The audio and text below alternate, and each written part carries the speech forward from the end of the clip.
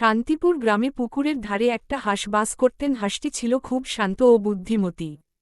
ইস, আজকের সকালটা খুব সুন্দর। আমি যদি এই সুন্দর সকালে সাঁতার কাটতে পারতাম কতই না ভালো হতো, কিন্তু আমি যে সাঁতার কাটতে পারি না, এটা না হয় আমার ভান্নাতেই থাক।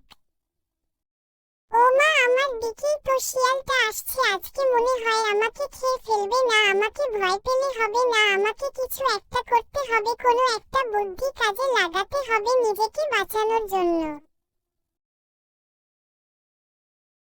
আচ্ছা হাঁস, তুমি কি আমার বন্ধু হবে? দেখো, আমার সাথে খেলা করে খুব আনন্দ পাবে। না, আমি তোমার সাথে বন্ধু করব না। আমি জানি তুমি আমাকে খেয়ে ফেলবে। আরে না না, তুমি আমাকে ভুল বুঝছো। আমি ভালো হয়ে গেছি, আমি শুধু ফল খাই। তখন শিয়াল ভাবছে, তুমি আগে আমার বন্ধু হও, তারপর আমি তোমার বন্ধুত্বের সুযোগ নিয়ে তোমাকে খেয়ে ফেলবো। একদিকে হাঁস ভাবছে, শিয়ালকে এত সহজে বিশ্বাস করলে হবে না, একটা পরীক্ষা করে নিই আগে, তারপর বন্ধু হব। আচ্ছা, তোমার আমি বিশ্বাস করি না। আমার সাথে বন্ধু করতে হলে তোমাকে একটা পরীক্ষা দিতে হবে। কি পরীক্ষা বলো হাঁস? বন্ধু, তোমাকে ওই পুকুরের পাড়ের কলা গাছ থেকে কলা খেয়ে আসতে হবে, তাহলে আমি তোমার বন্ধু হব।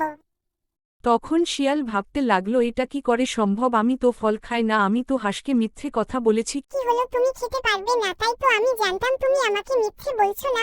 বন্ধু, আমি মিথ্যে বলিনি। এখন আমার পেট ভরা আছে, এবার যদি খাই তাহলে আর তোমার সাথে খেলতে পারবো না, পরে খাবো। আমি থাক, আর মিথ্যে বলতে হবে না তোমাকে। আমি করি না, চুপচাপ। তখন শিয়াল হতাশ হয়ে জঙ্গলে ফিরে না, আর হাঁস পাখা মেলে উড়তে থাকল।